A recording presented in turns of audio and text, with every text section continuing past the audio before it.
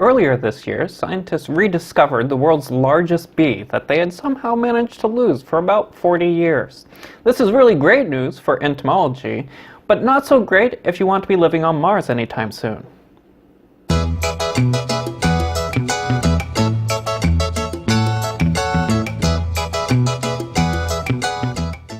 Hello, and welcome to For the Love of Bugs, where we look at the world through the lens of bugs, because in the end, it's really the only lens that I really care about.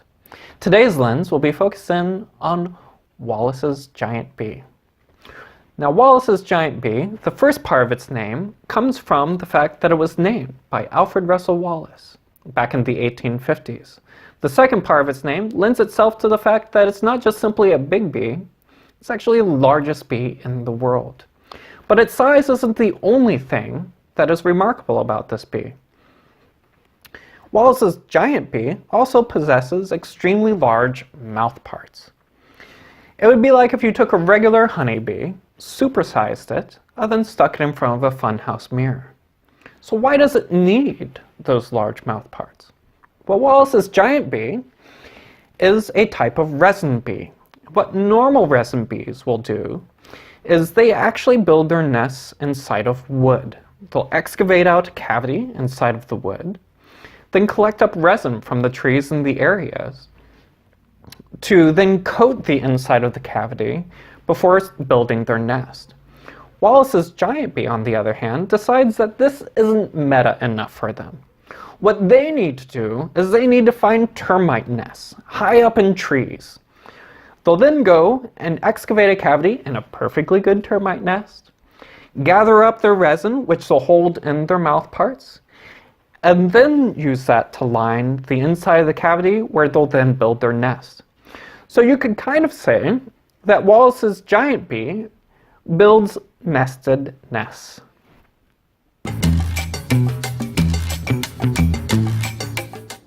Now, at this point in time, many of you may be having some very important questions.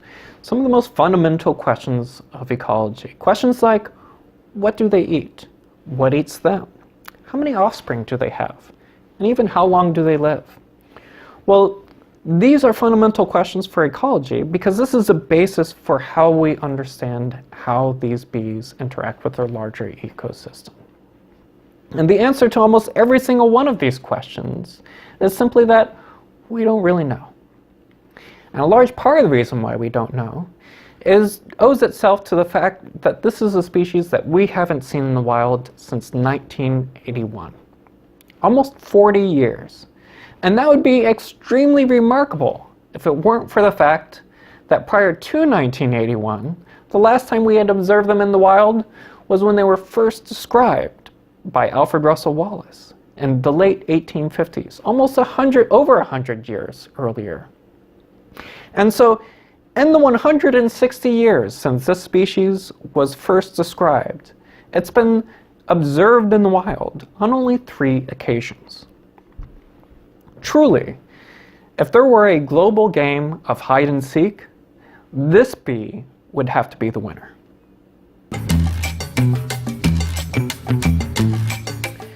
So how are they winning this global game of hide and seek? Well, they have a few things that are playing into their favor right from the get-go. The first is that they're found on these islands in Southeast Asia that not a lot of people live on, and even fewer people go to study. The second is that they tend to live very high up in trees in the middle of forests, which means that unless you have a prehensile tail, it is not easy to study them. But probably the biggest thing that plays into their favor is a general lack of funding that exists for fundamental ecological questions. We live at a time where every penny spent on science is heavily scrutinized. And in this sort of a setting, the big, flashy, breakthrough studies that lead to these really immediate, obvious results are the ones that tend to get funded. While the fundamental groundwork research that doesn't have an obvious application right from the get-go tends to be passed over. And as soon as you say this this type of thing, it starts to bring up the question of pork barrel. The average taxpayer will ask, why should I spend my money? Even if it's only 1/10 of a penny each year, why should I spend my money to look at these lost bees? Why do I care what they eat, or what eats them, or how many offspring they have, or how long they live? This doesn't impact me. But the ultimate answer to this is that this big bee is really a big sign. Because it's not just the largest bee in the world that we lack this information about. It's the majority of life on Earth. And if you ascribe to this view that in order to answer important questions in science, you start from a definitive place and work to a definitive end, and you can just ignore everything else that goes on around it, you ascribe to this view that science is simply a line, and it's not. Science is an interconnected system of knowledge. Research that seems to have no point today can have dramatic impact on the future. And there's no better way of demonstrating this than to look at Mars. So colonizing Mars. This is a subject that we've written about in books. We've made movies on the subject. We have wealthy individuals investing fortunes on trying to get humans onto the surface of Mars. But when you look at colonizing Mars, any Mars colony you create is ultimately going to be limited on the amount of supplies that it can get from Earth, most especially in the form of food. So if you want a Mars colony that's able to miss 1 or 2 shipments of food from Earth, you're invariably looking at creating a Mars colony that has some means for producing food in a self-sustaining fashion. And doing so is going to require its own ecology.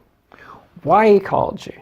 Well, if you look at what humans need, the generally recommended diet for a human is going to require animal protein, it's going to require vegetables, it's going to require fruits and grains. And now you don't want just simply one species of each of those. If you think about it this way, if you only have one species of a vegetable, and the vegetable that you choose is cabbage, you're going to end up with a very fragrant Mars colony, but not necessarily the most healthy Mars colony. So you're going to want a number of species in each of those categories. But when you look at animals, you're not just simply going to need those animals. You're going to need a diverse diet for each and every single one of those animals. So you're again expanding the number of species that you need. But plants themselves require their own suite of living organisms in order to survive. Whether it be mycorrhizal fungi in order to help them obtain nutrients from the soil, worms in order to aerate the soil and keep it from getting compacted, biocontrol because you certainly can't ever seem to avoid transmitting plant pests, or pollinators in order to ensure that you have your next generation of plants. Then beyond that, what you're also going to need is you're going to need several different groups of decomposers. Because you're going to need one set of decomposers for the human waste, you're going to need another set of decomposers for the animal waste, you're going to need another set of decomposers in order to break down whatever plant scraps or dead leaves or other things like that that the plants produce. So in total, if you're looking at creating a self-sustaining food production system on Mars, you're really looking at an ecosystem of 30 to 50 different species.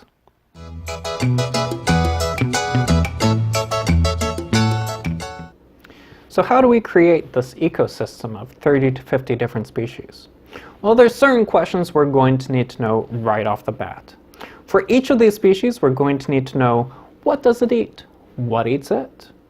How many offspring does it produce? And how long does it live? Now, if these questions sound familiar, it's because these are the same fundamental ecological questions that we identified as being lacking, not just simply from giant bees, but also from the vast majority of life out there. And so, if you really look at it, today's pork barrel spending may actually just simply be the foundations for tomorrow's big flashy breakthroughs. So next week what we're going to do is we're going to move away from these sort of theoretical, conceptual type, oh, Mars colony that's in some distant future, and move on over to a more concrete example with the Biosphere 2 project, and how ants and cockroaches just generally make a mess of things. Alright, that's it for today. If you enjoyed today's episode, please make sure to like, subscribe, and share with your friends. We're going to be posting links down below for all of our social media. We're also putting together a blog that will cover all the information in a little bit more detail. So until next time, please make sure to keep your eyes on the little guys.